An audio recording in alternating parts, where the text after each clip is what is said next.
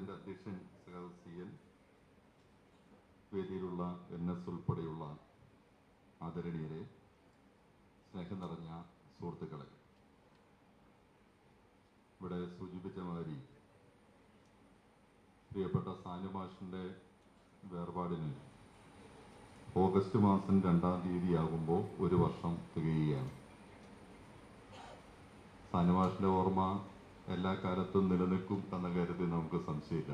സാനുമാഷിൻ്റെ സൃഷ്ടികളും അദ്ദേഹത്തിൻ്റെ വാക്കുകളും എഴുത്തുകളുമെല്ലാം എല്ലാ കാലത്തും നമ്മുടെ നാടിനകത്ത് സജീവമായി തന്നെ നിലനിൽക്കുന്നതാണ്. എന്നാൽ മാഷിൻ്റെ പേരിൽ ഒരു സാംസ്കാരിക കേന്ദ്രം ഉണ്ടാകണം എന്ന ആലോചനയുടെ അടിസ്ഥാനത്തിലാണ് ഇത്തരത്തിൽ പ്രൊഫസർ MK സാനു സാംസ്കാരിക കേന്ദ്രം രൂപപ്പെടുത്തണം എന്നാലോചിച്ചത്. TK രാമകൃഷ്ണൻ കൾച്ചറൽ സെൻ്ററിൻ്റെ രൂപീകരണത്തിൽ വലിയ ചുമതല വഹിച്ചയാളായിരുന്നു സാനുമാഷ് എന്നറിയാം. അതിൻ്റെ ചെയർമാൻ കൂടിയായിരുന്നു സാനുമാഷ്. ഇപ്പോൾ TK രാമകൃഷ്ണൻ കൾച്ചറൽ സെൻ്ററിൻ്റെ ആലോചനാ യോഗത്തിലും സാനുമാഷിന് വേണ്ടി ഒരു സാംസ്കാരിക കേന്ദ്രം ഉണ്ടാകണം എന്ന ചർച്ച ഉയരുകയുണ്ടായി. അതെല്ലാം രൂപപ്പെടുത്തിക്കൊണ്ടാണ് ഇപ്പോൾ ഒരു വർഷം തികയുന്ന ഈ ഘട്ടത്തിൽ സാനുമാഷിൻ്റെ പേരിലുള്ളൊരു സാംസ്കാരിക കേന്ദ്രം, മാഷിൻ്റെ പ്രവർത്തനത്തിൻ്റെ ഏറ്റവും മുഖ്യ കേന്ദ്രമായിരുന്ന ഈ എറണാകുളം, മാഷിനെ അങ്ങനെ ഒരു പ്രദേശത്തേക്ക് മാത്രം ചുരുക്കാവുന്ന ഒരാളല്ല, എന്നാൽ എറണാകുളം കേന്ദ്രീകരിച്ചുകൊണ്ടൊരു സാംസ്കാരിക കേന്ദ്രം ഉണ്ടാകണം എന്ന് ഞങ്ങൾ ആലോചിച്ചത്. അതുമായി ബന്ധപ്പെട്ടുകൊണ്ടുള്ള പ്രധാനപ്പെട്ട കുറേയധികം ആളുകൾ സംസാരിച്ച എല്ലാവരും വളരെ സന്തോഷത്തോടെ അത് വേണം എന്ന അഭിപ്രായം ഉറപ്പിച്ച് പറയുകയായിരുന്നു. അതിൻ്റെ അടിസ്ഥാനത്തിലാണ് ഇന്ന് ഈ രൂപത്തിലൊരു ആലോചനാ യോഗം ഇവിടെ വിളിച്ചു ചേർത്ത് ഒരു സാംസ്കാരിക കേന്ദ്രത്തിൻ്റെ രൂപീകരണ പ്രവർത്തനങ്ങളിലേക്ക് കടക്കണം, അതിൻ്റെ നടപടിക്രമങ്ങളിലേക്ക് കടക്കണം എന്നുള്ളത് കണ്ടിട്ടുള്ളത്. സാനുമാഷിൻ്റെ സാംസ്കാരിക കേന്ദ്രം എന്ന നിലയിൽ നിശ്ചയമായും മാഷിൻ്റെ എഴുത്തുകളും മാഷിൻ്റെ സാഹിത്യ മേഖലയിലെ സംഭാവനകളെല്ലാം വരുന്ന കാലത്ത് കൂടുതൽ ചർച്ചകൾക്ക് വിധേയമാക്കപ്പെടാൻ കഴിയുന്ന ഒരു കേന്ദ്രമായി ഇത് മാറണം എന്നുള്ളതാണ് പ്രധാനമായും ഒരു ഉദ്ദേശം ഉള്ളത്. അതിനോടൊപ്പം തന്നെ നമ്മുടെ സാഹിത്യ സാമൂഹ്യ മേഖലയിലെ ഒരു നിറസാന്നിധ്യം കൂടിയായിരുന്ന സാനുമാഷുമായി ബന്ധപ്പെട്ട് മലയാള സാഹിത്യത്തിലെയും ലോകത്തിലെ തന്നെ സാഹിത്യത്തിൻ്റെയും ഒരു സംവാദത്തിൻ്റെയും ചർച്ചകളുടെയും എല്ലാം കേന്ദ്രമായി സാനുമാഷിൻ്റെ പേരിൽ രൂപം കൊള്ളുന്ന സാംസ്കാരിക കേന്ദ്രത്തെ ഭാവിയിൽ രൂപപ്പെടുത്തിയെടുക്കേണ്ടതുണ്ട് എന്നാണ് ഞങ്ങൾ കരുതുന്നത്. അതിന് സഹായകരമാകുന്ന വിവിധ ഉദ്ദേശങ്ങൾ ലക്ഷ്യം വെച്ചുകൊണ്ടാണ് ഈ സാംസ്കാരിക കേന്ദ്രം രൂപപ്പെടുത്തുന്നത്. ഒപ്പം തന്നെ ഞങ്ങളുടെ പ്രാഥമികമായ ആലോചന ഘട്ടങ്ങളിൽ വന്നിട്ടുള്ള ചില കാര്യങ്ങൾ, മാഷിൻ്റെ പേരിൽ ഒരു സമഗ്ര സാഹിത്യ പുരസ്കാരം മാഷിൻ്റെ പേരിൽ നമുക്ക് സാഹിത്യ മേഖലയിൽ സമഗ്രമായി സംഭാവന ചെയ്ത ആളുകൾക്കും യുവ സാഹിത്യകാരന്മാരെയും പ്രത്യേകം കണ്ടുകൊണ്ടുള്ള ഒരു പുരസ്കാരം ഉൾപ്പെടെ ഇതിൻ്റെ ഭാഗമായി നൽകേണ്ടതുണ്ട്. അത്തരം ആലോചനകളിലേക്കും കടക്കണം എന്ന് കാണും. ഇന്ത്യയിലും തന്നെ ശ്രദ്ധിക്കപ്പെടുന്ന ഏറ്റവും വലിയൊരു പുസ്തകോത്സവത്തിൻ്റെ ഉൾപ്പെടെയുള്ള പ്രവർത്തനങ്ങളുടെ ഒരു കേന്ദ്രം കൂടിയായി മാഷിൻ്റെ പേരിൽ രൂപപ്പെടുന്ന ഈ സാംസ്കാരിക കേന്ദ്രത്തിൻ്റെ നേതൃത്വത്തെ നമ്മുടെ പ്രവർത്തനങ്ങളെ ചിട്ടപ്പെടുത്തണം എന്നുൾപ്പെടെയുള്ള നിരവധിയാർന്ന ആലോചനകളും കാര്യങ്ങളുമാണ് ഇതിൻ്റെ പ്രാഥമിക ഘട്ടത്തിൽ തന്നെ ഉണ്ടായിട്ടുള്ളത്. തീർച്ചയായും ഇവിടെ ചേരുന്ന ഈ യോഗത്തിൻ്റെ അടിസ്ഥാനത്തിൽ നമുക്കതിൻ്റെ ഒന്നാമത് ഒരു കമ്മിറ്റികളുടെ രൂപീകരണവും തുടർന്ന് എല്ലാവരും കൂടി നടത്തുന്ന കൂട്ടായ ആലോചനയുടെ അടിസ്ഥാനത്തിൽ അതിവിപുലമായ വിധത്തിൽ സാനുമാഷിൻ്റെ സാംസ്കാരിക കേന്ദ്രത്തിൻ്റെ പ്രവർത്തനത്തെ ഭാവിയിൽ നമുക്ക് ചിട്ടപ്പെടുത്തി മുമ്പോട്ട് കൊണ്ടുപോകാൻ കഴിയണം എന്നാണ് കാണുന്നത്.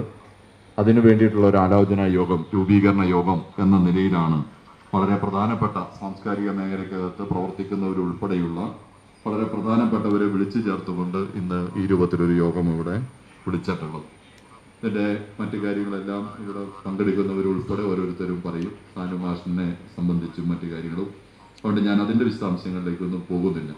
ഇതിൻ്റെ അധ്യക്ഷനായിട്ടുള്ളത് TK രാമകൃഷ്ണൻ കൾച്ചറൽ സെൻ്ററിൻ്റെ സെക്രട്ടറി കൂടിയായിട്ടുള്ള CN മോഹൻ സാറാണ്. സഖാവിനെ സ്നേഹപൂർവ്വം സ്വാഗതം ചെയ്യുകയാണ്. ഇക്കാര്യം ഞങ്ങൾ ആലോചിച്ചപ്പോൾ ആദ്യം ഞങ്ങൾ സംസാരിച്ച ഒരാൾ NS മാധവൻ സാറുമായിട്ടാണ്. വളരെ സന്തോഷപൂർവ്വം ഇത്തരം ഒരു കാര്യത്തോട് പങ്കാളിയാകാനും അത്തരം കാര്യങ്ങൾ മുമ്പോട്ട് പോകേണ്ടതുണ്ട് എന്ന ഉപദേശത്തോടെ ഞങ്ങളോട് ചേരുകയാണ് ഉണ്ടായത്. അപ്പം ഇന്ന് ഇവിടെ ഇങ്ങനെ ഒരു യോഗം നടക്കുന്നു, എത്തിച്ചേരണമെന്ന് പറഞ്ഞപ്പോൾ വളരെ സന്തോഷത്തോടെ എത്തിച്ചേരാം എന്നറിയിച്ച് വളരെ നേരത്തെ തന്നെ NS മാധവൻ സാർ ഇവിടെ എത്തിച്ചേർന്നുണ്ട്. സാറിനെ സ്നേഹാദരപൂർവ്വം സ്വാഗതം ചെയ്യുകയാണ്. ഇവിടെ മുൻ മന്ത്രി കൂടിയായിട്ടുള്ള P രാജീവ് ഇവിടെ വേദി എത്തിച്ചേരും എന്നറിയിച്ചിട്ടുണ്ട്. P രാജീവിനെ സ്നേഹപൂർവ്വം സ്വാഗതം ചെയ്യുകയാണ്. ഈ വേദിയിൽ പരിപാടിയിൽ എത്തിച്ചേരാം എന്ന് അറിയിക്കുക. എന്നാൽ ഇന്നത്തെ ദിവസം ഈ കാര്യങ്ങളുടെ ആലോചനയുടെ എല്ലാ ഘട്ടങ്ങളിലും ഉണ്ടാകുകയും ഇന്നത്തെ ദിവസം വരാൻ ഒരു പ്രയാസമുള്ളത് കൊണ്ട് എത്തിച്ചേരില്ല എന്നറിയിച്ചിട്ടുള്ളത് ബഹുമാനായ സുനിൽ P ഇളയിടമാണ്. അദ്ദേഹത്തിൻ്റെ അസാന്നിധ്യത്തിലും ഇതിൻ്റെ ആലോചനാ ഘട്ടത്തിൻ്റെ തുടക്കം മുതലുള്ള ആളെന്ന നിലയിൽ അദ്ദേഹത്തിൻ്റെ അസാന്നിധ്യത്തിലും അദ്ദേഹത്തെ സ്വാഗതം ചെയ്യുകയാണ്. ഡോക്ടർ KG പൗലോസ് സാറ് വേദിയിലുണ്ട്. പുരോഗമന കലാസാഹിത്യ സംഘത്തിന് നേതൃത്വം കൊടുക്കുന്ന പൗലോസ് സാറിനെ സ്നേഹപൂർവ്വം സ്വാഗതം ചെയ്യുന്നു. തനൂജ വെട്ടതിരി വേദിയിലുണ്ട്, സ്നേഹപൂർവ്വം സ്വാഗതം ചെയ്യുന്നു. ഗീത ചേച്ചി വേദിയിലുണ്ട്, സ്നേഹപൂർവ്വം സ്വാഗതം ചെയ്യുന്നു. രവിത ഹരിദാസ് വേദിയിലുണ്ട്, സ്നേഹപൂർവ്വം സ്വാഗതം ചെയ്യുന്നു. സാനുവാസിന്റെ മകൻ രഞ്ജിത്ത് ഏട്ടൻ വേദിയിലുണ്ട്, സ്വാഗതം ചെയ്യുന്നു. വളരെ ആദരണീയനായ ജസ്റ്റിസ് VK മോഹനൻ സാർ വേദിയിലുണ്ട്, സാറിനെ സ്നേഹാദരപൂർവ്വം സ്വാഗതം ചെയ്യുന്നു. ഞങ്ങളുടെ ക്ഷണം സ്വീകരിച്ച് വിവിധ മേഖലകളിൽ നിന്നുള്ള നിരവധി ആളുകൾ ഇവിടെ എത്തിച്ചേർന്നിട്ടുണ്ട്. CM ദിനേശ് മണി സാറുണ്ട്, ജോൺ ഫെർണാണ്ടസ് ഉണ്ട്, അതുപോലെ നിരവധിയാർന്ന ആളുകൾ ഇതിൻ്റെ ഭാഗമായി ഇവിടെ എത്തിച്ചേർന്നിട്ടുണ്ട്. എല്ലാവരെയും സ്നേഹപൂർവ്വം ഈ രൂപീകരണ യോഗത്തിലേക്ക് സ്വാഗതം ചെയ്യുകയാണ്.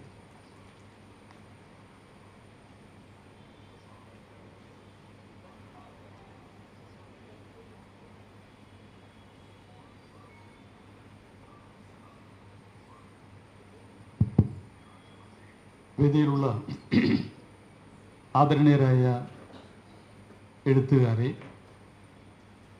സദസ്സിലും വേദിയിലുമുള്ള മറ്റ് നേതാക്കളെ, സഹോദരി സഹോദരന്മാർ, പ്രൊഫസർ MK സാനുമാഷ് മരണപ്പെട്ടിട്ട് ഏതാണ്ട് ഒരു വർഷം ആവുന്ന സന്ദർഭത്തിലാണ് നമ്മൾ അദ്ദേഹത്തിൻ്റെ പേരിൽ ഒരു സാംസ്കാരിക കേന്ദ്രം, അല്ലെങ്കിൽ അദ്ദേഹത്തിൻ്റെ ഓർമ്മകൾ നിലനിൽക്കുന്നതിന് വേണ്ടി അദ്ദേഹത്തിൻ്റെ സംഭാവനകൾ സാഹിത്യ രംഗത്ത്, വിമർശന രംഗത്ത്, ഒരു മാനവിക രംഗത്ത് പ്രത്യേകിച്ചും പ്രവർത്തിച്ച ഒരു ബുദ്ധിജീവി എന്ന രൂപത്തിൽ തന്നെ അദ്ദേഹത്തിൻ്റെ പ്രവർത്തനങ്ങളെ സംബന്ധിച്ച് സ്മരിച്ചുകൊണ്ട് നമ്മുടെ പുതിയ തലമുറയ്ക്ക് ആവശ്യമായിട്ടുള്ള മാർഗനിർദ്ദേശങ്ങൾ സ്വയം ലഭ്യമാകുന്നതിന് വേണ്ടിയിട്ടുള്ള ഒരു കേന്ദ്രം വേണം നമ്മൾ ആലോചിച്ചു. മാഷയെ സംബന്ധിച്ച് പറയുമ്പോഴത്തേക്ക് നമുക്കറിയാം, മലയാള സാഹിത്യത്തിലും സാംസ്കാരിക രംഗത്തും എല്ലാം ഒട്ടേറെ പ്രഗത്ഭരായിട്ടുള്ള സാഹിത്യ നായന്മാരും എഴുത്തുകാരും എല്ലാം ഉള്ളപ്പോൾ തന്നെ അതിൽ ചുരുക്കം ചില ആൾക്കാർ മൗലികത നിലനിർത്തിയിട്ടുള്ള ആളാണ്. വളരെ വ്യക്തമായിട്ടുള്ള പക്ഷപാതം എന്ന് പറഞ്ഞാൽ മനുഷ്യനോടുള്ള, അല്ലെങ്കിൽ മനുഷ്യൻ്റെ വേദന, കഷ്ടപ്പാട്, ദുരിതം, അവരുടെ പുരോഗതിക്കും അവരുടെ ഭാവിക്കും വേണ്ടിയുള്ള പ്രവർത്തനങ്ങളോടുള്ള പക്ഷപാതം. ആ പക്ഷപാതം വിട്ടുവീഴ്ചയില്ലാതെ ഏത് സന്ദർഭത്തിലും നിലനിർത്തിയിരുന്ന, അദ്ദേഹത്തിൻ്റെ അഭിപ്രായം വളരെ വളരെ കൃത്യമായ സന്ദർഭങ്ങളിൽ പറഞ്ഞുകൊണ്ടിരുന്ന ഒരു സാഹിത്യ രംഗത്തുള്ള, അല്ലെങ്കിൽ സാംസ്കാരിക രംഗത്തുള്ള ആളായിരുന്നു സാനുമാഷ്. നിങ്ങൾക്കറിയാം, അദ്ദേഹത്തിൻ്റെ പ്രഭാഷണം കേട്ടുള്ള ആൾക്കാർക്കെല്ലാം അറിയാം, കേരളത്തിൽ വലിയ സാംസ്കാരിക പ്രതിസന്ധി, അല്ലെങ്കിൽ കേരളത്തിൽ വലിയ തരത്തിലുള്ള സംവാദങ്ങൾ അല്ലെങ്കിൽ വിവാദങ്ങളൊക്കെ ഉണ്ടായ കാലത്ത് മാഷയുടെ അഭിപ്രായത്തിൽ ഞാൻ ഈ പറഞ്ഞ വളരെ കൺസിസ്റ്റൻ്റ് ആയിട്ടുള്ള, വളരെ കൃത്യതയാർന്നിട്ടുള്ള ഒരു നിലപാട് സ്വീകരിക്കുന്നതിന് വേണ്ടി മാഷ്ക്ക് അദ്ദേഹത്തിൻ്റെ സഹജമായി ആർജിച്ച അദ്ദേഹത്തിൻ്റെ ആ നിലപാടുകൾ സഹായിച്ചിട്ടുള്ള ആളായിരുന്നു. എല്ലാ കാലത്തും ഇടതുപക്ഷം ഏറ്റവും പ്രധാനമായിട്ട് പ്രതിനിധാനം ചെയ്യുന്നത് നമ്മുടെ ഇന്ത്യയിലെയും ലോകത്തെയും കേരളത്തിലേക്കുള്ള സാധാരണക്കാരാണെന്നും ആ സാധാരണക്കാരുടെ ജീവിത പ്രശ്നങ്ങളാണ് ഇടതുപക്ഷം ഉയർത്തിപ്പിടിക്കുന്നതും എന്നുള്ളത് കൊണ്ട് തന്നെ ഇടതുപക്ഷത്തിൻ്റെ ഭാഗമായി നിന്നയാളായിരുന്നു സാനുമാഷ്. എന്നാൽ ഇടതുപക്ഷത്തിൻ്റെ കൂടെ നിൽക്കുമ്പോൾ ഇടതുപക്ഷത്തിൻ്റെ കൂടെ നിൽക്കുന്നതായി നടിച്ചുകൊണ്ടുള്ള പ്രച്ഛന്ന വേഷമൊന്നും മാഷ്ക്ക് ഉണ്ടായിരുന്നില്ല. അത് ഏത് പ്രതിസന്ധി ഘട്ടത്തിലായാലും മാഷ് അങ്ങനെ ചെയ്തിട്ടില്ല. ഞാനിപ്പോൾ ഈ നമ്മുടെ തെരഞ്ഞെടുപ്പിന് ശേഷം, അല്ലെങ്കിൽ തെരഞ്ഞെടുപ്പിന് മുമ്പുള്ള കാലത്തുണ്ടായിട്ടുള്ള വലിയ വിവാദങ്ങളിൽ ഒരു കാര്യം ഞാൻ പറയാൻ ആഗ്രഹിക്കുകയാണ്. അത് മാഷയെ സംബന്ധിച്ച് മാഷയുടെ അസാന്നിധ്യത്തിൽ നമ്മൾ ഒരു യോഗം ചെയ്യുമ്പോൾ അത് പറഞ്ഞാൽ ഒരു തെറ്റില്ല എന്നാണ് വിശ്വസിക്കുന്നത്. കേരളത്തിൽ ഈ ഇടതുപക്ഷം എന്ന് പറയുന്നത് തുടർച്ചയായിട്ട് ഇങ്ങനെ വരാതിരിക്കുന്നതാണ് നല്ലത് എന്ന് വളരെ സ്നേഹത്തോടു കൂടി, അല്ലെങ്കിൽ സ്നേഹപൂർവ്വം എന്ന് തോന്നാവുന്ന പരാമർശം നടത്തിയിട്ടുള്ള സാഹിത്യകാരന്മാരുണ്ട്. അതിൽ പ്രധാനപ്പെട്ട ഒരാളെന്ന് പറഞ്ഞത് പ്രൊഫസർ സച്ചിദാനന്ദനാണ്. അതുപോലെ തന്നെ മറ്റു ചില ആൾക്കാരും പറഞ്ഞു. അപ്പൊ അത് സ്വാഭാവികമായിട്ടും അന്ന് സാഹിത്യ അക്കാദമിയുടെ ചെയർമാൻ കൂടി ആയിരിക്കുന്ന ആ കാലഘട്ടത്തിൽ അങ്ങനെ അദ്ദേഹം പറയുമ്പോഴത്തേക്കും സ്വാഭാവികമായിട്ടും ഇടതുപക്ഷത്ത് നിൽക്കുന്ന യുവാക്കളടക്കമുള്ള ആളുകൾ, വിദ്യാർത്ഥികൾ തുടങ്ങിയുള്ള സാംസ്കാരിക പ്രവർത്തകന്മാരിൽ ഒരു സംശയം ഉണ്ടാകും. യഥാർത്ഥത്തിൽ എന്താണ് ഇങ്ങനെ അദ്ദേഹം ഇങ്ങനെ പറയണമെന്ന് തോന്നാൻ സംശയം ഉണ്ടാകും. അപ്പൊ അത് പിന്നീട് അദ്ദേഹം ആവർത്തി പറയുകയും ചെയ്തു. അപ്പൊ അതില് ഈ രാഷ്ട്രീയ നിലപാടുകളുടെ, അപ്പൊ സാഹിത്യങ്ങളുടെ രാഷ്ട്രീയ നിലപാടുകളുടെ പ്രത്യേകത, ആ രാഷ്ട്രീയ നിലപാടിൻ്റെ അകത്ത് പല ഘട്ടങ്ങളിലും പ്രതിസന്ധിയും പിന്നോട്ടടിയും മുന്നോട്ടടിയൊക്കെ ഉണ്ടോ? ഏതെങ്കിലും ഘട്ടത്തിൽ കേരളത്തിലെ ഇടതുപക്ഷത്തിന്റെ കൂടെ ഉറച്ചു നിന്ന പ്രതിസന്ധി എടുക്കുന്ന ആളായിരുന്നോ സച്ചിദാനന്ദ മാഷ്? ഒരിക്കലും ആയിരുന്നില്ല. ഞാൻ വിശദമായിട്ട് പറയാൻ തീരുമാനിച്ചു കഴിഞ്ഞാൽ പറയാമെന്ന് മാത്രമേ ഉള്ളൂ. 80കളിലൊക്കെ ഉണ്ടായിട്ടുള്ള വളരെ പ്രധാനപ്പെട്ട വലിയ തീവ്രമായിട്ടുള്ള സംവാദങ്ങളുണ്ട്. ആ സംവാദത്തിൽ ഒരു സംവാദം ഞാൻ പറയാം. 1980കളുടെ ഒരു മധ്യത്തിന് ശേഷമുള്ള കാലത്താണ് നമ്മുടെ ഇന്ത്യയിൽ, കേരളത്തിൽ ഒരു പ്രധാനപ്പെട്ട മുദ്രാവാക്യം ഈ തെരുവുകളിലെല്ലാം എഴുതി വെച്ചു. അത് ഇന്ത്യയുടെ മോചനം ഇസ്ലാമിലൂടെ എന്നുള്ള മുദ്രാവാക്യമായിരുന്നു. ആ മുദ്രാവാക്യം എഴുതി വെച്ചതിന് ശേഷം അപ്പൊ മനോഹരമായിട്ട് എഴുതുന്ന ആൾക്കാരുണ്ട്. ആ താമസിയാതെ തന്നെ അതിന്റെ അടുത്ത് തന്നെ എഴുതി വെച്ചു, ഇസ്ലാമിന്റെ അന്ത്യം ഇന്ത്യയിൽ തന്നെ. അങ്ങനെ മുദ്രാവാക്യം വന്നു. ഇങ്ങനെ കത്തിപ്പടരുന്ന ആ ചർച്ചയ്ക്കിടയ്ക്കാണ് ഒരു മുദ്രാവാക്യം, അടിമ കേരളം യുവ പോരാളികളെ ആവശ്യപ്പെടുന്നു. ഈ അടിമ കേരളം യുവ പോരാളികളെ ആവശ്യപ്പെടുന്നുള്ള മുദ്രാവാക്യം പറഞ്ഞു കഴിഞ്ഞാൽ ചോര തിളയ്ക്കാത്ത ആൾക്കാർ, ചെറുപ്പക്കാരെങ്കിലും ഉണ്ടോന്ന് എനിക്ക് തോന്നുന്നില്ല. ആ മുദ്രാവാക്യത്തെ പിൻപറ്റിക്കൊണ്ട് മഹാനായ ലെനിന്റെ പ്രസിദ്ധമായിട്ടുള്ള ഒരു തിസീസിനെ ആധാരമാക്കി, ആ തിസീസ് ഇങ്ങനെയാണ്, ദേശീയ രാഷ്ട്രങ്ങളുടെ സ്വയം നിർണാവകാശം. ആ തിസീസിനെ ആധാരമാക്കി ഈ സച്ചിദാനന്ദ മാഷ് മാതൃഭൂമി വാരികത്തൊരു ലേഖനം എഴുതി. ഒരു വലിയ വിശദമായിട്ടുള്ള ലേഖനം, പിന്നെ ഇന്റർവ്യൂ ആണ് എൻ്റെ ഓർമ്മ. അതിൽ പറഞ്ഞു, ഈ കേരളം മലയാളികളുടെ ദേശീയതയാണ്, അതുകൊണ്ട് മലയാളികൾക്ക് ഇന്ത്യൻ ഭരണകൂടത്തിൽ നിന്ന് വിട്ടുപോകാനുള്ള അധികാരമുണ്ട്, അവകാശമുണ്ട്. അതുകൊണ്ട് വിട്ടുപോകാനുള്ള അവകാശത്തിന് വേണ്ടി കേരള ദേശീയതയ്ക്ക് വേണ്ടി പോരാടണം. തമിഴ് ദേശീയത, അതുപോലെ തെലുങ്ക് ദേശീയത, അതുപോലെ കന്നഡ ദേശീയത, ഇതെല്ലാം പ്രത്യേക രാഷ്ട്രമായി മാറാം എന്നുള്ള വ്യാഖ്യാനം അദ്ദേഹം ചമച്ചു. ആ വാദത്തിനെതിരായി ശക്തമായിട്ടുള്ള വിമർശനം വന്നു. EMSഉം PG ആണ് അവസാനം രംഗത്ത് വന്നത്. അങ്ങനെ രംഗത്ത് വന്നു. ഏതാണ്ട് ഒരു 6-7 മാസം അല്ലെങ്കിൽ ഒരു വർഷത്തിനിടയ്ക്ക് അതിരൂക്ഷമായിട്ടുള്ള സംവാദങ്ങൾ ഉണ്ടായത്. അതിൽ ആ വാദം ഉന്നയിച്ച് മാഷായിരുന്നു. നിങ്ങൾക്കറിയാം, ഈ ഗവൺമെന്റ് ആദ്യഘട്ടത്തിൽ ഉണ്ടായിരുന്ന സമയത്താണ് മഹാശ്വേത ദേവിയെ ഇവിടെ കൊണ്ടുവന്നത്. മഹാശ്വേത ദേവി നമ്മുടെ നന്ദിഗ്രാമിലെ പോരാട്ടം കഴിഞ്ഞതിന് ശേഷം, അവിടെ ആ ഗവൺമെന്റ് ഒക്കെ പോയി കഴിഞ്ഞ് മഹാപ്രതിഭ മഹാശ്വേത ദേവിയുടെ കാവ്യങ്ങളെ കുറിച്ചും നോവലുകളെ കുറിച്ചും പറഞ്ഞു കഴിഞ്ഞാൽ നമുക്കൊന്നും പറയാൻ പറ്റില്ല, നമ്മൾ നമിച്ചത് തന്നെ. പക്ഷെ ആ മഹാപ്രതിഭയായിട്ടുള്ള സാഹിത്യകാരി അവിടുത്തെ നിലപാട് അങ്ങനെയായിരുന്നു. ഇവിടെ വന്നതിന് ശേഷവും പല കാര്യങ്ങളിലും ഈ വലിയ ക്യാമ്പയിൻ നടത്തിയ, അതിൽ പ്രധാനപ്പെട്ട മുൻകൈ എടുത്ത ആൾക്കാരാണ്. ഞാൻ പറഞ്ഞു വന്നത്, ഇങ്ങനെയുള്ള അവർക്ക് നിലപാട് സ്വീകരിക്കാം. ആ നിലപാട് സ്വീകരിക്കുമ്പോൾ ആ നിലപാട് ഇടതുപക്ഷത്ത് നിൽക്കുന്ന ആളുകളിലും ഇടതുപക്ഷത്തെ പിന്തുണയ്ക്കുന്ന ജനവിഭാഗങ്ങളിലും സംശയങ്ങളുടെയും മറ്റും നിലപാടുണ്ടാക്കാൻ, അല്ലെങ്കിൽ സംശയങ്ങളുടെ ഒരു നിലപാട് സ്വീകരിക്കാൻ, സംശയങ്ങളുടെ ഒരു അന്തരീക്ഷം ഉണ്ടാക്കുന്നതിന് വേണ്ടി കഴിയുന്നു അവരുടെ നിലപാടെന്നാണ് ഞാൻ പറഞ്ഞത് ചുരുക്കം. സാനുമാഷ് അങ്ങനെ ആയിരുന്നില്ല, അത് പറയാൻ വേണ്ടി പറഞ്ഞതാണ്. സാനുമാഷെ സംബന്ധിച്ചിടത്തോളം ഒരു കാര്യത്തിൻ്റെ അടുത്ത് വിമർശനം, നമുക്കറിയാം ഏത് ഘട്ടത്തിലും വിമർശനം ഉന്നയിക്കേണ്ടത് ഉന്നയിക്കുകയും ചെയ്യും. പക്ഷേ വിമർശനം ഉന്നയിക്കേണ്ട സന്ദർഭത്തിൽ ഏത് ഘട്ടത്തിലും വിമർശനം ഉന്നയിക്കാനും അതിൻ്റെ വസ്തുതകളുടെ സാരാംശം, അതിൻ്റെ സത്ത, അതിനെ ഉൾക്കൊള്ളാനും ശേഷിയുള്ള ആളായിരുന്നു സാനുമാഷ്. അപ്പം അദ്ദേഹം ഒരു ഘട്ടത്തിലും അദ്ദേഹം, നമ്മൾ ആലോചിക്കണം, സാനുമാഷ്ക്ക് നമ്മുടെ കേരളത്തിൽ കേരളശ്രീ അവാർഡ് കൊടുത്തു. പത്മശ്രീയോ പത്മഭൂഷണോ പത്മവിഭൂഷണനോ അതിൻ്റെ മുമ്പിലുള്ള അതിനേക്കാൾ ഉള്ള അവാർഡുകൾ കിട്ടാൻ യോഗ്യതയുള്ള ആളായിരുന്നില്ലേ സാനുമാഷ്? സാനുമാഷ് അങ്ങനെ ചെയ്യാത്തതിൻ്റെ കാര്യം സാനുമാഷ് പോയി കാണേണ്ട ആൾക്കാരെ കാണാത്തതുകൊണ്ട് തന്നെയാണ്. അല്ലെങ്കിൽ അതിനു വേണ്ടി കാണുകയും വേണ്ട, ഒരു ലേഖനം എഴുതിയാൽ മതിയായിരുന്നു. ഒരു കാര്യത്തിലൊരു നിലപാടിൻ്റെ അകത്തൊരു കാല് മാറി ചവിട്ടിക്കൊണ്ട് ലേഖനം എഴുതിയാൽ മതിയായിരുന്നു. മാഷങ്ങനെ ചെയ്തിട്ടില്ല. അതാ എല്ലാവർക്കും അറിയാവുന്ന കാര്യമാണ്. നമ്മുടെ അങ്ങനെ ഒരു കേന്ദ്ര ഗവൺമെന്റ് കൊടുക്കുന്ന ആ അവാർഡ് അല്ലെങ്കിൽ അദ്ദേഹത്തിനുള്ള പുരസ്കാരം ഇദ്ദേഹത്തിന് സാനുമാഷ് കിട്ടേണ്ടതായിരുന്നു എന്ന് വ്യത്യസ്ത നിലപാട് സ്വീകരിക്കുന്ന ആൾക്കാരിൽ പോലും അഭിപ്രായം ഉണ്ടായിട്ടും മാഷ് അതിന്റെ ഭാരമായിട്ട് ഒരു പാരഗ്രാഫ് എഴുതി വയ്ക്കാൻ തയ്യാറല്ല. ഇങ്ങനെ കിട്ടാം അല്ലെങ്കിൽ പരിഗണിക്കപ്പെടാം എന്ന് തോന്നുന്ന നിലപാട് സ്വീകരിക്കാൻ വേണ്ടി മാഷ് തയ്യാറായില്ല. അപ്പൊ അതുകൊണ്ടാണ് ഞാൻ പറഞ്ഞേ, ഒരു വിശ്വമാനവൻ എന്ന നിലയിൽ ഇടതുപക്ഷത്തെ ലോകത്തിന്റെ ഏത് ഭാഗത്ത് നടക്കുന്ന വേദനയും ഞാൻ ഓർക്കുന്നുണ്ട്. 2023 ഗാസയിൽ ഉണ്ടായിട്ടുള്ള, അന്ന് ഗാസയിൽ ഇപ്പോഴും തുറന്നുകൊണ്ടിരിക്കുകയാണ്, ആ വലിയ വംശഹത്യക്ക് ആ നീക്കത്തിൽ ഇസ്രായേൽ അതിനെതിരായി നടത്തിയിട്ടുള്ള ക്യാമ്പയിനിലും മാഷ് പ്രധാനപ്പെട്ട റോൾ വഹിച്ചിരുന്നുള്ളതാണ് വസ്തു. നമ്മൾ ഇവിടെ നിന്ന് ആരംഭിച്ച് അവിടെ നമ്മുടെ മഹാത്മാഗാന്ധിയുടെ സ്ക്വയറിലേക്ക് നടത്തിയിട്ടുള്ള മാർച്ച്, ആ മാർച്ചിലൊക്കെ മാഷ് പങ്കെടുക്കുകയും പ്രസംഗിക്കുകയും, അതുകൊണ്ടാണ് ഞാൻ പറഞ്ഞ വിശ്വമാനവൻ, ലോകത്തിലെമ്പാടുമുള്ള മനുഷ്യന്റെ വേദന അത് ഭാഷ നോക്കാതെ, പ്രദേശം നോക്കാതെ, രാജ്യം നോക്കാതെ, അല്ലെങ്കിൽ വംശം നോക്കാതെ നിലപാട് സ്വീകരിക്കാൻ ആവശ്യമായിട്ടുള്ള ഉൾക്കാമ്പുള്ള ഒരു അസാമാന്യമായിട്ടുള്ള കാഴ്ചപ്പാടും വിഷനുമുള്ള ദർശനം തന്നെയുള്ള ആളായിരുന്നു സാനുമാഷ്. ഒന്നാം തരം അധ്യാപകൻ തുടങ്ങി അദ്ദേഹത്തെക്കുറിച്ചുള്ള മറ്റു ഏഴിലേയും പോകുന്നില്ല. അപ്പോൾ സാനുമാഷയുടെ സ്മരണ നിലനിർത്തുന്നതിന് വേണ്ടി നമ്മുടെ നാട്ടിൽ എറണാകുളത്ത് സാനുമാഷയുടെ കാൽപാദങ്ങൾ പതിയാത്ത പ്രദേശങ്ങൾ, ചെറിയ കുഞ്ഞു കുഞ്ഞു റോഡുകൾ പോലും ഈ എറണാകുളത്തുണ്ടോ സംശയമാണ്, ഇവിടുത്തെ സാംസ്കാരിക സ്ഥാപനങ്ങൾ. അപ്പോൾ അതുകൊണ്ട് മാഷയുടെ സ്മരണ നിലനിർത്തുന്നതിന് വേണ്ടിയിട്ടുള്ള വളരെ സമുജ്വലമായിട്ടുള്ള സമുചിതമായ ഒരു സ്മാരകം ഉണ്ടാക്കുന്നതിന് വേണ്ടി നമുക്ക് കഴിയും. അതിൻ്റെ ഭാഗമായിട്ടാണ് നമ്മൾ ഇന്ന് യോഗം വിളിച്ചിട്ടുള്ളത്. യോഗത്തിലാണെങ്കിൽ വളരെ ഇതിൽ കാര്യമായി തന്നെ ബഹുമാനായിട്ടുള്ള ശ്രീ NS മാധവൻ, തനൂജ ഭട്ടതിരി, പൗലോസ് മാഷ്, സാനുമാഷ് പലപ്പോഴും എഴുതാനൊക്കെ ഏറ്റവും പ്രധാനമായിട്ടും വളരെ സ്വസ്ഥമായിട്ടിരുന്ന് എഴുതിക്കൊണ്ടിരുന്നത് നമ്മുടെ സദനത്തിലാണ്. അപ്പോൾ അവിടെ നിന്നുള്ള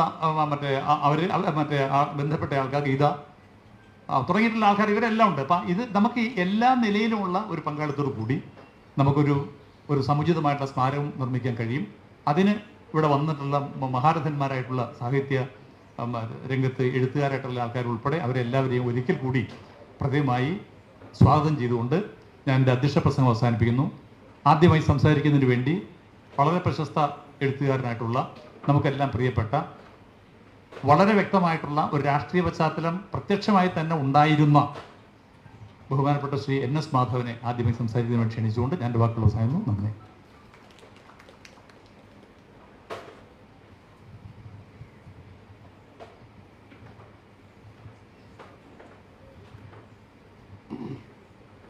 ആദരണീയനായ അധ്യക്ഷൻ ശ്രീ N. മോഹനൻ, വേദിയിലെയും സദസ്സിലെയും സഹൃദയരെ, ഒരു എറണാകുളംകാരൻ എന്ന നിലയിൽ സാനുമാഷില്ലാതെ ഒരു കൊല്ലത്തോളം കടന്നുപോയി എന്ന് വിശ്വസിക്കാൻ പറ്റുന്നില്ല. കാരണം ഏതാണ്ട് ദിനം പ്രതി എന്ന നിലയിൽ ഈ നഗരത്തിൻ്റെ സാംസ്കാരിക മാനവിക മണ്ഡലങ്ങളിൽ തുടർച്ചയായി ഇടപെട്ടുകൊണ്ടിരുന്ന ഒരു വ്യക്തിയായിരുന്നു സാനുമാഷ്. എറണാകുളത്തെ ഏറ്റവും മനോഹരമായ ദൃശ്യങ്ങളിലൊന്ന്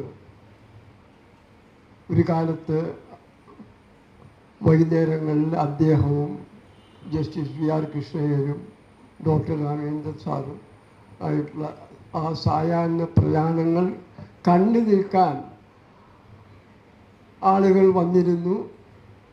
ദീർഘകാലം അദ്ദേഹം ഈ നഗരത്തിൻ്റെ വളരെ പ്രമുഖനായ ഒരു പൗരനായിരുന്നു. അതോടൊപ്പം തന്നെ മലയാള സാംസ്കാരിക രംഗത്ത് ഉറച്ച നിലപാടുകളോടുകൂടി തന്നെ അദ്ദേഹം തുടർന്നു. ശ്രീ മോഹൻ സൂചിപ്പിച്ച പോലെ നഗരത്തിനും സംസ്ഥാനത്തിനും അപ്പുറത്ത് ഒരു വിശ്വമാനവൻ്റെ പരിവേഷം കൂടി ഇദ്ദേഹത്തിനുണ്ടായി. അപ്പോൾ സാനുമാഷക്ക് വേണ്ടി ഒരു സാംസ്കാരിക കേന്ദ്രം, അദ്ദേഹത്തിൻ്റെ സ്മരണ നിലനിർത്തുന്നതിനൊരു സാംസ്കാരിക കേന്ദ്രം ഈ നഗരത്തിൽ ആരംഭിക്കുകയാണെങ്കിൽ അതിന് വളരെയധികം അദ്ദേഹത്തിൻ്റെ പ്രവർത്തനങ്ങൾ മുന്നോട്ട് കൊണ്ടുപോകാൻ സാധിക്കും. ഉദാഹരണത്തിന് അദ്ദേഹം വളരെയധികം പ്രവർത്തിച്ചിരുന്ന, എന്നാൽ ഇന്ന് കേരളത്തിൽ ആരും ശ്രദ്ധിക്കാതെ പോയ ഒരു സാഹിത്യശാഖയുണ്ട്. അതാണ് ജീവചരിത്രം, സാഹിത്യകാരന്മാരുടെ ജീവചരിത്രം. സാനുമാഷ് തുടർച്ചയായിട്ട് പ്രമുഖ സാഹിത്യകാരന്മാരുടെ ജീവചരിത്രങ്ങൾ ഏർപ്പെടുത്തി. അപ്പോൾ ഇത്തരമൊരു സാംസ്കാരിക കേന്ദ്രത്തിന്, ഭാഷാ ഗവേഷണത്തിനും മാഷ്ടെ താത്പര്യങ്ങൾക്കനുസരിച്ചുണ്ടായ അദ്ദേഹത്തിൻ്റെ തന്നെ വിജ്ഞാനപ്രദമായ ഗ്രന്ഥങ്ങളെ അടിസ്ഥാനപ്പെടുത്തിക്കൊണ്ട് ജീവചരിത്ര ശാഖയ്ക്കും മുന്നോട്ട് നയിക്കാൻ പറ്റും. അതോടൊപ്പം തന്നെ സാഹിത്യ നിരൂപണം ഏതാണ്ട് അസ്തമിച്ചു കഴിഞ്ഞൊരു സമയമാണ്. നിരൂപണത്തിന് പകരം ഒന്നുകിൽ ഭർസനം അല്ലെങ്കിൽ യാതൊരു കഴിവുമില്ലാത്ത പ്രശംസയായി മാറിക്കൊണ്ടിരിക്കുമ്പോൾ അതിനെയെല്ലാം തിരിച്ചു പിടിക്കാൻ വേണ്ടി വിജ്ഞാനത്തിൻ്റെ വഴിയിൽ അദ്ദേഹത്തിൻ്റെ ജ്ഞാനതൃഷ്ണ അത് പകരുവാൻ സാധിക്കുമെങ്കിൽ ഈ സാംസ്കാരിക കേന്ദ്രം വളരെ വലിയ ഒരു നേട്ടമായിരിക്കും. ഞാനധികം ധരിപ്പിക്കുന്നില്ല. ഈ ഇന്നത്തെ ഈ കൂട്ടായ ചർച്ചയിലൂടെ ഒരു രൂപരേഖ അല്ലെങ്കിൽ ഒരു ഏകദേശ രൂപം അദ്ദേഹത്തിൻ്റെ സ്മരണ എങ്ങനെ നിലനിർത്താൻ പറ്റും എന്നുള്ള വളരെ സഫലമായ ഒരു ചർച്ച ആശംസിച്ചുകൊണ്ട് ഞാൻ എൻ്റെ പ്രസംഗം നിർത്തുന്നു. നന്ദി, നമസ്കാരം.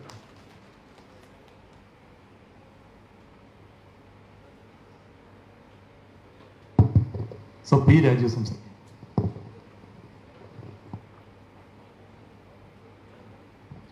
പ്രിയപ്പെട്ട അധ്യക്ഷൻ സദസ്യൻ, വേദിയിലും സദസ്സിലുമുള്ള ബഹുമാന്യരെ, സുഹൃത്തുക്കളെ, സാനുമാഷ് ആരായിരുന്നു, അദ്ദേഹത്തിൻ്റെ സംഭാവനകൾ എന്തൊക്കെയായിരുന്നുവെന്ന് ഒരു വിശദീകരണം ഈ സദസ്സിൽ ഒട്ടും ആവശ്യമില്ലാത്തതാണ്. മാഷ് പ്രസംഗിക്കാത്ത സായാഹ്നങ്ങൾ ഇല്ലായിരുന്നു എന്നതാണ് യാഥാർത്ഥ്യം. അത് ഒന്നിലധികം പ്രസംഗങ്ങളാണ് പലയിടങ്ങളിലായി. ഒരു തവണ വീട്ടിൽ ചെന്നപ്പോൾ അന്ന് ഭാര്യ മരിക്കുന്നതിന് മുമ്പ് ചിത്രമരി എന്നോട് പറഞ്ഞു, ആരോ വരുന്ന ഓരോന്ന് കൊണ്ടുപോകണേ, എങ്ങോട്ടാ പോണേ എന്ന് പറഞ്ഞാൽ എനിക്കറിയില്ല എന്ന് പറഞ്ഞ് ഉറക്കുന്നത്.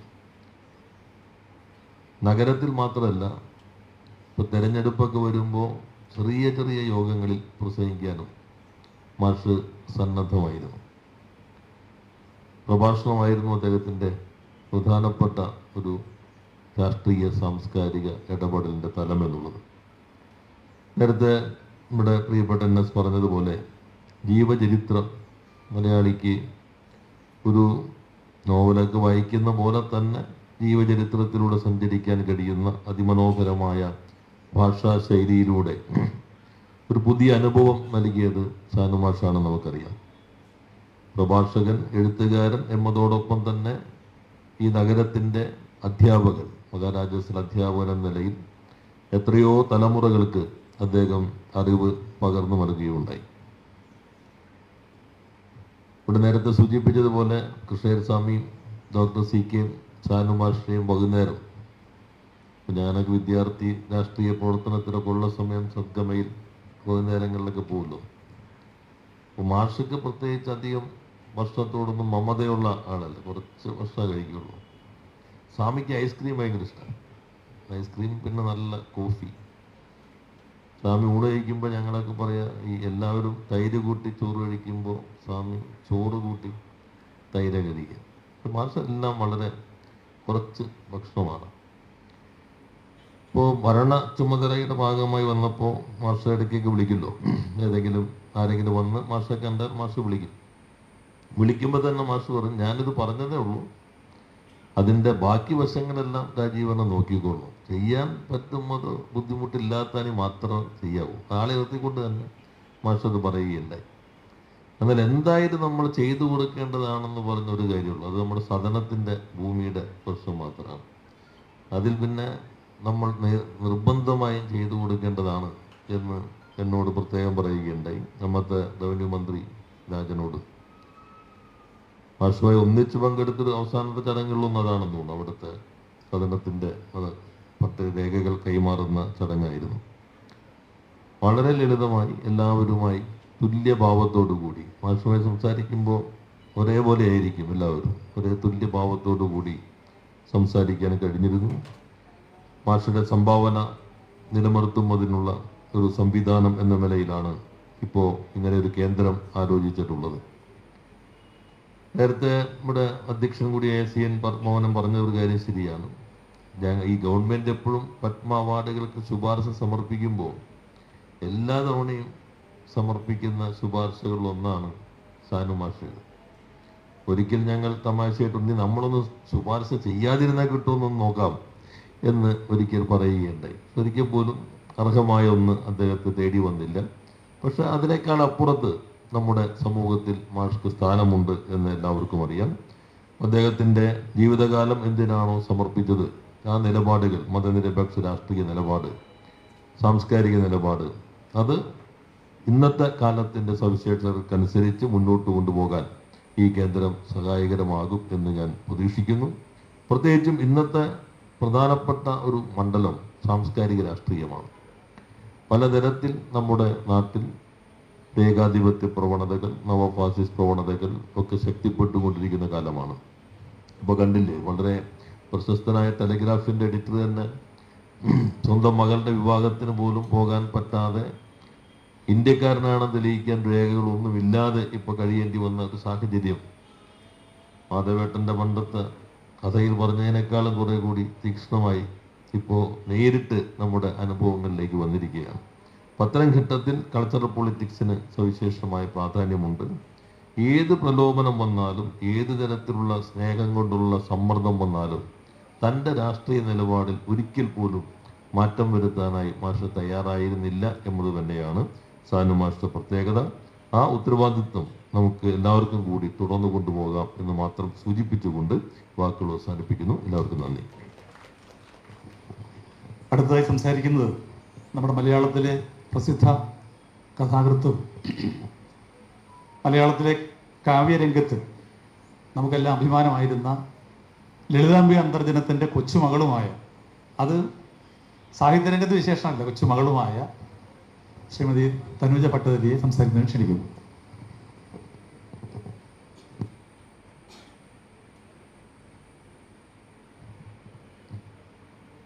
ബഹുമാനപ്പെട്ട വേദിക്കും സദസ്സിനും നമസ്കാരം. സാനുമാഷിൻ്റെ കാര്യങ്ങൾ ഇവിടെ സംസാരിച്ചു തുടങ്ങിയപ്പോൾ തന്നെ മനസ്സ് നിറഞ്ഞ് കഴിയുകയാണ്. നിങ്ങൾക്ക് എല്ലാവർക്കും അങ്ങനെ തന്നെ ആയിരിക്കുമെന്ന് എനിക്കറിയാം. നമുക്കൊക്കെ ചിന്തിക്കാൻ ഒരുപാട് കാര്യങ്ങളുണ്ട് മാഷിനെ കുറിച്ച്. നമ്മളൊരു പക്ഷേ ഇന്ന് വൈകാരികമായി ചിന്തിക്കുന്നതിന് പകരം എന്താണ് നമ്മൾ ഈ സാംസ്കാരിക കേന്ദ്രം കൊണ്ട് ചെയ്യാൻ സാധിക്കുന്നത് എന്ന് തന്നെയാണ് ചിന്തിക്കേണ്ടത്. ഇവിടെ എന്നെ പരിചയപ്പെടുത്തിയതുപോലെ ഞാനും മാഷും തമ്മിലുള്ള ഒരു പരിചയം എന്നെ പഠിപ്പിച്ചിട്ടൊന്നുമില്ല.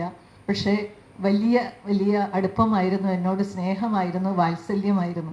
അതിനു മുമ്പ് എനിക്ക് തോന്നുന്നു എൻ്റെ മുത്തശ്ശി ലളിതാംബിക അന്തർജനത്തോട് അതുപോലെ ഒരു സ്നേഹമായിരുന്നു മാഷിന്. മാഷ് അന്ന് കുറച്ചുകൂടെ ചെറുപ്പമായിരുന്നപ്പോൾ മുതിർന്ന എൻ്റെ മുത്തശ്ശിയായ ലളിതാംബിക അന്തർജനത്തെ ആദ്യം കാണാൻ പോയ കാര്യവും തുടർന്ന് പല പ്രാവശ്യം കണ്ടപ്പോഴുണ്ടായ സംഭാഷണങ്ങളും ഒക്കെ മാഷ് പലതവണ കണ്ടപ്പോൾ എന്നോട് പറഞ്ഞിട്ടുണ്ട്. അതിനെക്കുറിച്ച് ഞാൻ എഴുതിയിട്ടുണ്ട്. കൂടാതെ നിത്യവിസ്മയ സാനു എന്ന പേരിൽ മറ്റൊരു ലേഖനവും എഴുതുകയുണ്ടായി മാഷിൻ്റെ മരണശേഷം. ഇവിടെ ഇപ്പോൾ പറഞ്ഞു സദനം പരിപാടിയിൽ ഒരുമിച്ച് പങ്കെടുത്ത കാര്യം. അത് കഴിഞ്ഞിട്ടാണ് 21-ന് ഞാൻ തുടങ്ങിയ ലളിതാംബിക അന്തർജനം സെൻറ്ററിൻ്റെ ഓഫീസ് ഉദ്ഘാടനം ചെയ്യാൻ മാഷ് എത്തിയത്. അതായിരുന്നു മാഷിൻ്റെ അവസാനത്തെ പൊതുപരിപാടി. എല്ലാ അനുഗ്രഹങ്ങളും കൂടി എനിക്ക് തോന്നുന്നു പാത്രത്തിൽ നിന്ന് മുഴുവൻ എടുത്ത് തന്നിട്ടാണ് അന്ന് പോയത്. അന്ന് ഒരു വരി പറഞ്ഞത് ഞാനിപ്പോൾ നിങ്ങളുടെ മുന്നിൽ വെച്ച് ഓർത്തു പോവുകയാണ് സംസാരിക്കുന്ന കൂട്ടത്തിൽ.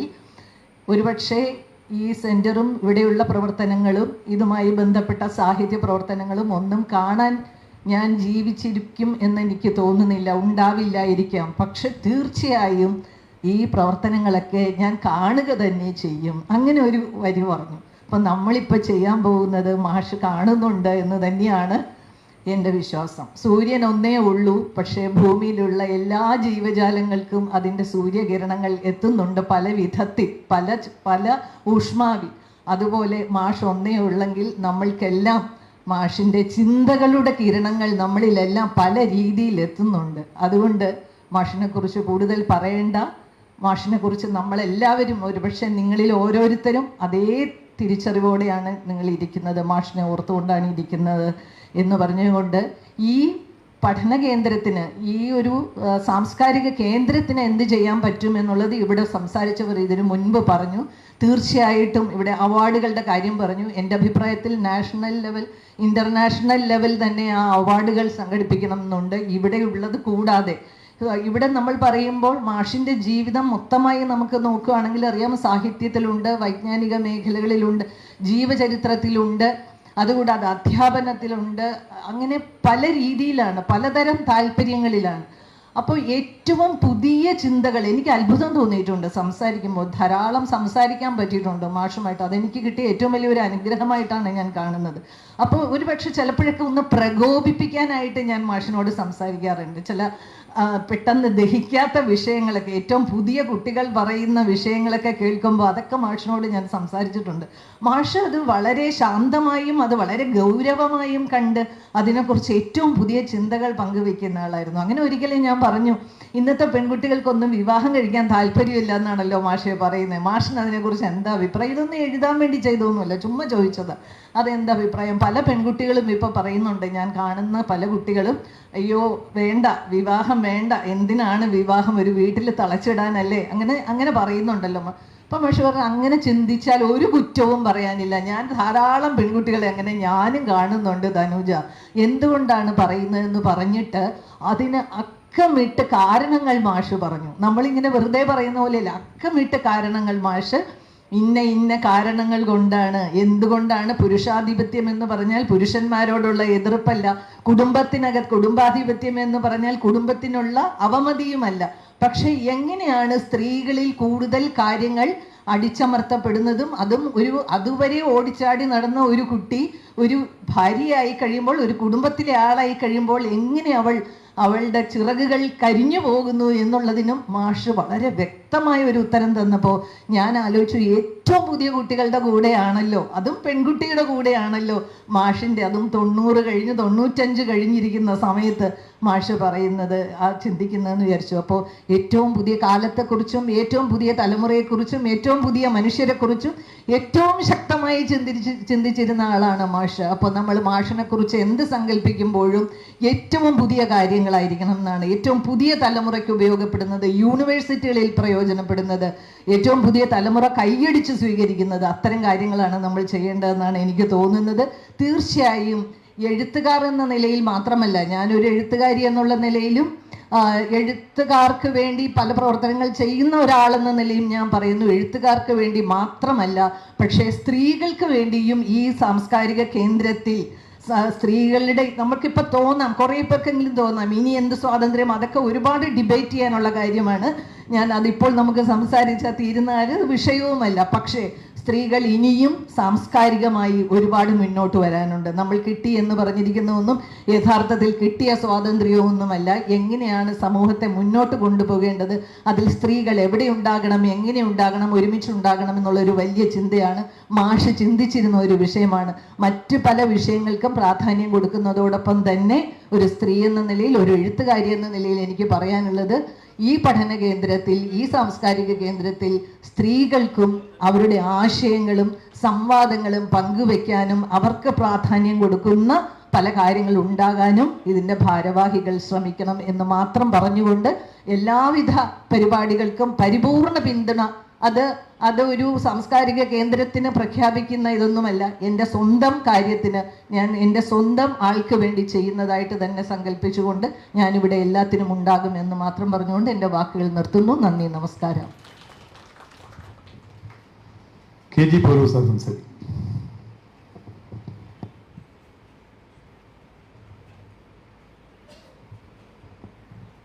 സുഹൃത്തുക്കളെ, ഒന്നും സംസാരിക്കുന്നില്ല, കാരണം സംസാരിക്കുന്നത് വളരെ അധികം ഉള്ളത് കൊണ്ടാണ്. നമുക്കെല്ലാവർക്കും ഈ കഴിഞ്ഞ ഒരു വർഷമായി മാഷ് നമ്മുടെ കൂടെ ഇല്ല എന്നൊരു തോന്നലില്ല.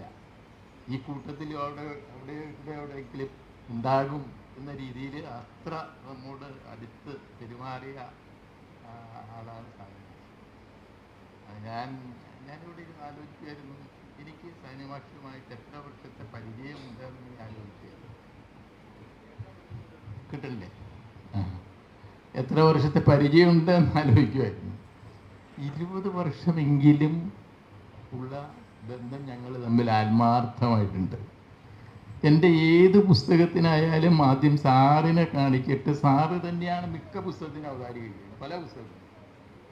ഞാൻ പറയാൻ പറഞ്ഞത്, നമ്മൾ പറയുന്ന അദ്ദേഹത്തിൻ്റെ മറ്റു തരത്തിലുള്ള ഔന്നത്യവും സാംസ്കാരിക രംഗത്തുള്ള പ്രവർത്തനങ്ങളും ഒക്കെ നിൽക്കെ തന്നെ സാനിമാഷിൻ്റെ ഏറ്റവും വലിയൊരു പ്രത്യേകത എന്ന് പറയുന്നത് അദ്ദേഹത്തിന് വ്യക്തിപരമായി ഓരോരുത്തരെയും പറ്റിയുള്ള കരുതലായിരുന്നു. അത് വളരെയധികം അനുഭവിച്ചിട്ടും അറിഞ്ഞിട്ടുള്ള ഒരാളാണ് ഞാൻ. ഞാനൊരു ചെറിയ ഉദാഹരണം പറയാം. എൻ്റെ കുട്ടികളൊക്കെ കൂടിയിട്ട് കുറച്ച് മുമ്പ് നിങ്ങൾക്കറിയാവുന്നതുപോലെ എൻ്റെ 80ാം പിറന്നാൾ ആഘോഷിച്ചു. ഈ 80-ാം പിറന്നാൾ ആഘോഷിച്ചപ്പോൾ മാഷായിരുന്നു അതിൻ്റെ മുഖ്യ അതിഥി. അപ്പോൾ മാഷ് ആണ് അതിൻ്റെ ഇത് ഉദ്ഘാടനം ചെയ്യേണ്ടത് ഒക്കെ മാഷാണ്. അത് തൃപ്പൂണിത്തുറ വെച്ചാണ് നടന്നത്. പക്ഷെ അന്ന് രാവിലെ ഉണ്ടായൊരു പ്രശ്നം എന്താണെന്ന് വെച്ച് കഴിഞ്ഞാൽ അത് ഈ 4ാമത്തെ നിലയിലാണ് നടക്കുന്നത്. അപ്പോൾ ഈ 4ാമത്തെ നിലയിൽ നടക്കുമ്പോൾ അവിടുത്തെ ലിഫ്റ്റ് പെട്ടെന്ന് കടയിരുന്നു. അപ്പോൾ പോകാൻ പറ്റുന്നില്ല. മന്ത്രിയൊക്കെ വന്നാണല്ലോ, ലിഫ്റ്റ് കിട്ടുന്നില്ല. ഞാൻ ആകെ പരിഭ്രമിച്ചു. അപ്പോൾ മാഷാണ് ആദ്യം വരേണ്ടതാണ്. അപ്പോൾ ഞാൻ രാവിലെ മാഷെ വിളിച്ചിട്ട് പറഞ്ഞു, മാഷ ഇങ്ങനെ ഒരു പ്രശ്നം വന്നിരിക്കുകയാണ്, ഈ 4ാമത്തെ നിലയിലേക്ക് നമുക്ക് കയറി പോകണം, വല്ലാത്ത വിഷമാണ്, അതുകൊണ്ട് മാഷ് ഇത് വരണ്ട, എനിക്ക് യാതൊരു വിഷമവും ഇല്ല മാഷ് പറഞ്ഞു. മാഷ് പറഞ്ഞു ഞാൻ വരും, എനിക്ക് പ്രശ്നമൊന്നുമില്ല, ഞാൻ വരുമെന്ന്. അപ്പോൾ ഇത് നമുക്ക് പരിഭ്രമായി. അവിടെ വന്നു.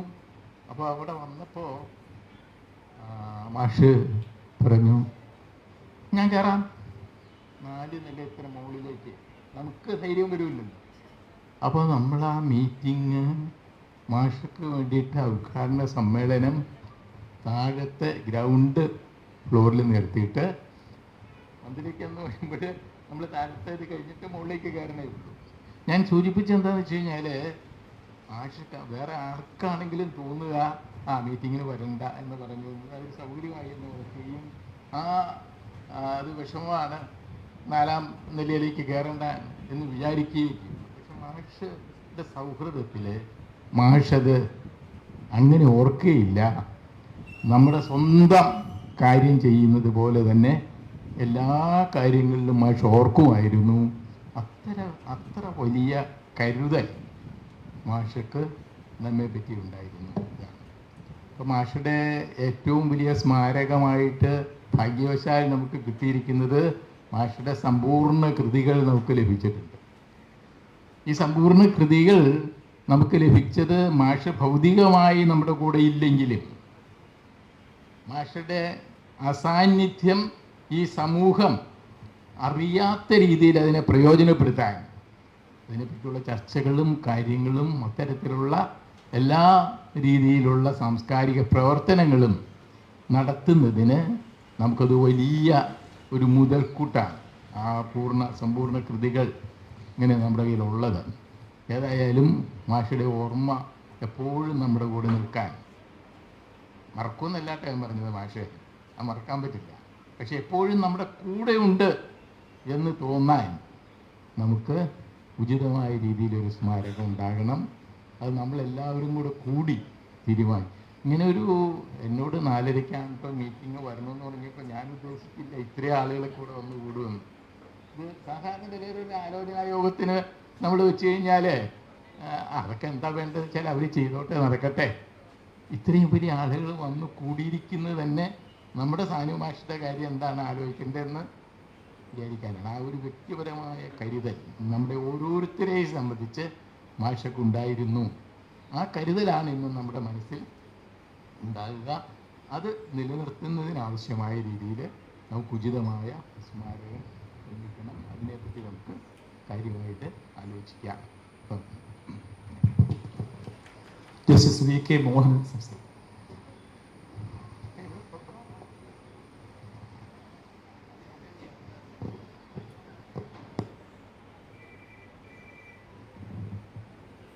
വേദിയിലും സദസ്സിലുമുള്ള സംഭവജനരായിട്ടുള്ള സഹോദരന്മാരെ, സുഹൃത്തുക്കളെ, സാനുമാഷയുടെ പേരിൽ ഒരു സാംസ്കാരിക കേന്ദ്രം സെറ്റപ്പ് ചെയ്യാനുള്ള ഒരു സന്ദേശം കിട്ടിയപ്പോൾ ഞങ്ങൾ ഓടിയെത്തിയതാണ്. സാനുമാസ്റ്ററിൻ്റെ സർഗവൈഭവത്തെക്കുറിച്ചോ സാഹിത്യ കേമത്വത്തെക്കുറിച്ചൊന്നും പറയാൻ മാത്രം വളർന്നിട്ടില്ല ഞാൻ. ഒരു കാര്യം മാത്രമാണ് സൂചിപ്പിക്കാനുള്ളത്. ആ ഒരു കാര്യം സൂചിപ്പിക്കുന്നതിന് മുമ്പ് മറ്റൊരു കാര്യം കൂടി പറയുക. സാനു മാസ്റ്ററായിട്ട് വളരെ അടുത്ത മാസ്റ്ററെ കുടുംബാംഗങ്ങളുമായിട്ട് വളരെ അടുത്ത ബന്ധം ഞങ്ങൾക്കുണ്ടായിരുന്നു. എൻ്റെ മോള് മരിച്ചതിനെ തുടർന്ന് രൂപീകരിച്ച ട്രസ്റ്റിൽ മാസ്റ്റർ അഡ്വൈസറി ബോർഡിലുണ്ടായിരുന്നു. ആ രീതിയിൽ കുറച്ചടുത്ത് ഇടപഴകുവാനുള്ള അവസരവും കിട്ടിയിട്ടുണ്ട്. മാസ്റ്റർ നേരത്തെ പൗലോസ് മാസ്റ്റർ പറഞ്ഞതുപോലെ 20 വർഷത്തിലേറെ പരിചയവും പല മേഖലകളിലും സഹകരിക്കാനുള്ള അവസരവും എനിക്ക് കിട്ടിയിട്ടുണ്ട്. ഇപ്പോൾ നമ്മൾ ഇവിടെ ഇരിക്കുന്നവരുടെ ഒരു രാഷ്ട്രീയ സാംസ്കാരിക പശ്ചാത്തലം പരിശോധിച്ചാൽ ഒരുപക്ഷെ ആ ഒരു പുരോഗമന ആശയം അതിൽ നിന്ന് ആവേശം കൊണ്ട് സാമൂഹ്യ രംഗത്ത് പ്രവർത്തിക്കുന്നവരാണ് അധികം എന്ന് കാണാൻ കഴിയും. എനിക്ക് ഒറ്റ അഭ്യർത്ഥനയുള്ളൂ, നമ്മൾ മാസ്റ്ററുടെ പേരിൽ ഒരു സാംസ്കാരിക കേന്ദ്രം ആരംഭിച്ചു കഴിഞ്ഞാൽ സാംസ്കാരിക രംഗത്ത് ഉള്ളവർ മാത്രമല്ല മാസ്റ്ററുടെ സുഹൃത്ത് വലയത്തിലുണ്ടായിരുന്നവർ. അത് പുരോഗമന ആശയങ്ങൾ ഉൾക്കൊള്ളാത്തവരും അല്ലെങ്കിൽ ആ രീതിയിൽ ചിന്ത ഇല്ലാത്ത ആൾക്കാരും സമൂഹത്തിൻ്റെ പല മേഖലകളിൽ നിന്ന ആൾക്കാരും മാസ്റ്ററുടെ അഭ്യുദയകാംക്ഷികളോ സുഹൃത്ത് വലയത്തിലോ പെട്ടിട്ടുള്ള ആൾക്കാരാണ്.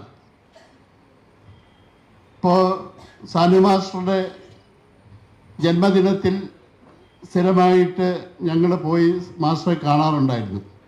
ആ സമയത്തെല്ലാം നമ്മുടെ സംസ്ഥാനത്തിൻ്റെ പല ഭാഗങ്ങളിൽ നിന്നും പല മേഖലകളിൽ പ്രവർത്തിക്കുന്ന ആൾക്കാർ മാസ്റ്ററെ സന്ദർശിക്കുവാനും പിറന്നാൾ ആശംസകൾ അർപ്പിക്കുവാനും എത്തുമായിരുന്നു. ഞാനിത് സൂചിപ്പിക്കുന്നത് ഒറ്റക്കാര്യം പറയാൻ വേണ്ടിയിട്ടാണ്. നമ്മൾ രൂപീകരിക്കുന്ന സാംസ്കാരിക കേന്ദ്രത്തിന് അതിൻ്റെ രൂപരേഖ ഏകദേശം സ്വാഗത പ്രാസംഗികൻ ശ്രീ സതീഷ് ഇവിടെ വ്യക്തമായി പറഞ്ഞു കഴിഞ്ഞു. അതിൻ്റെ അഭ്യുദയാംശികളായിട്ട് വരേണ്ട ആൾക്കാർ അതിന് നമ്മളൊരു യാതൊരുവിധ പരിമിതിയും ഉണ്ടാക്കുവാൻ പാടില്ല. മാസ്റ്ററെ ആരാധിച്ചിരുന്ന സ്നേഹിച്ചിരുന്ന എല്ലാവരിലേക്കും ഈ സാംസ്കാരിക കേന്ദ്രത്തിൻ്റെ പ്രവർത്തനം എത്തിക്കുവാൻ കഴിയണം എന്നുള്ളതാണ് ഒരു കാര്യം ഞാൻ ആവശ്യപ്പെടുന്നത്. മറ്റൊരു കാര്യം നേരത്തെ സൂചിപ്പിച്ചതുപോലെ നിരൂപണ സാഹിത്യം വളരെ ശോഷിച്ചു പോയി. അതേപോലെ തന്നെ യഥാർത്ഥ സാഹിത്യ നിരൂപണത്തിന് പകരം പുകഴ്ത്തി പറയുന്ന എന്തെങ്കിലും ലക്ഷ്യങ്ങൾ വെച്ചുകൊണ്ടായിരിക്കാം പുകഴ്ത്തി പറയുന്ന ഒരു സ്ഥിതിയാണുള്ളത്. നമ്മുടെ മലയാള സാഹിത്യത്തിൻ്റെ ഉന്നമനത്തിന് അതിനെ കൂടുതൽ നവീകരിക്കുവാൻ മൂർത്തമായിട്ടുള്ള വിമർശനം ഉൾക്കൊള്ളുന്ന പഠനങ്ങളും ഗവേഷണങ്ങളും ആവശ്യമാണ്. അത് എത്രമാത്രം നമ്മുടെ സാംസ്കാരിക മുന്നേറ്റത്തിന് ഉപകരിക്കുമെന്ന് ഞാൻ പ്രത്യേകം പറയേണ്ട കാര്യമില്ല.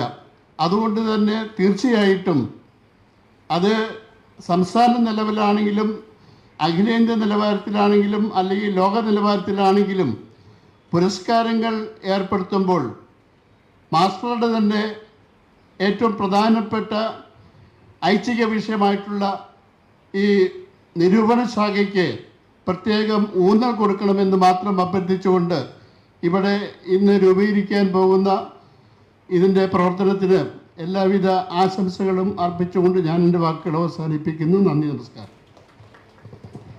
നമ്മുടെ ഈ സമിതി സംബന്ധിച്ചുള്ള നിർദ്ദേശം എസ് സതീഷ് അമീർ.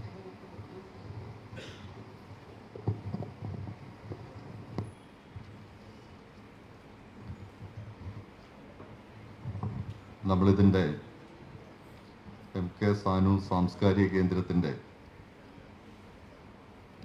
പ്രസിഡൻ്റായി NS മാധവൻ സാറിൻ്റെ പ്രസിഡൻ്റായി വരണം എന്നുള്ളതാണ് നമ്മുടെ ഒരു നിർദ്ദേശം. സെക്രട്ടറിയായി ജോൺ ഫെർണാണ്ടസ്,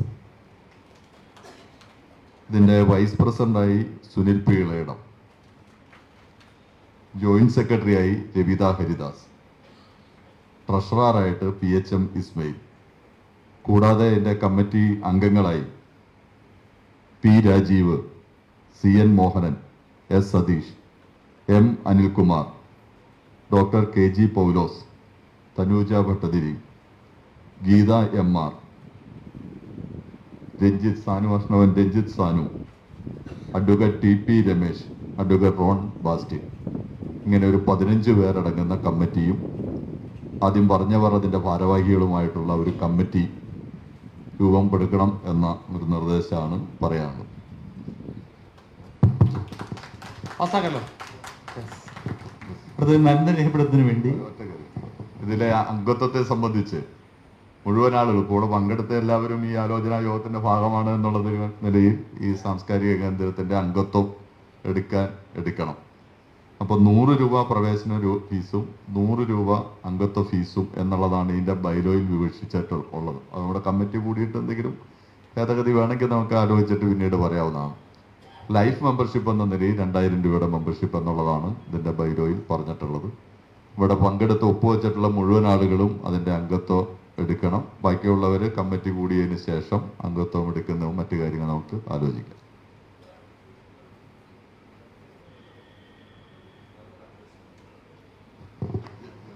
നമ്മുടെ നന്ദി രേഖപ്പെടുത്തുന്നതിന് വേണ്ടി പുതുതായി രൂപീകരിച്ച സമിതിയുടെ സെക്രട്ടറി ജോൺ ഫെർണാണ്ടസിന് ക്ഷണിക്കുന്നു.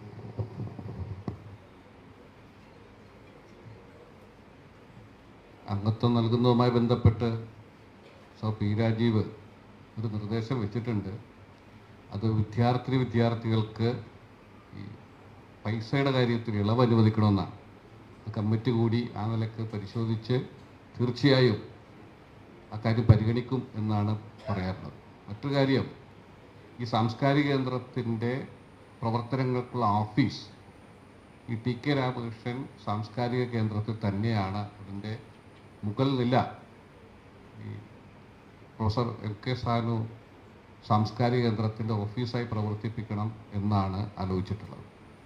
മറ്റൊരു കാര്യം, ചാരിറ്റബിൾ സൊസൈറ്റി ആക്ട് പ്രകാരം പുതിയത് 2025 ചാരിറ്റബിൾ സൊസൈറ്റി ആക്ട് പ്രകാരം ഇത് രജിസ്റ്റർ ചെയ്ത് പ്രവർത്തിക്കണം എന്ന് കൂടിയാണ് തീരുമാനിച്ചിട്ടുള്ളത്. ഇതുമായി ബന്ധപ്പെട്ട അറിയിക്കാനുള്ളത്. ഇവിടെ ഈ ചടങ്ങിൽ അധ്യക്ഷത വഹിക്കുന്ന TK രാമകൃഷ്ണൻ സാംസ്കാരിക കേന്ദ്രത്തിൻ്റെ ജനറൽ സെക്രട്ടറി CN മോഹന് നന്ദി രേഖപ്പെടുത്തുന്നു. കൂടാതെ ഈ ചടങ്ങിൽ പങ്കെടുത്ത Shri NS Madhavan sir, P Rajeev, doctor KG Paulose, Thanuja Bhattathiri, doctor VK Mohanan, CN Dinesh Mani, അതുപോലെ തന്നെ രഞ്ജിത്ത് സാനു, ഗീത, അതുപോലെ രവിത ഹരിദാസ്, ഇവിടെ സദസ്സിലുള്ള ഏറ്റവും പ്രിയപ്പെട്ട നിങ്ങൾ ഓരോരുത്തർക്കും എല്ലാവർക്കും ഒരു നന്ദി രേഖപ്പെടുത്തിക്കൊണ്ട് അവസാനിപ്പിക്കുകയാണ്.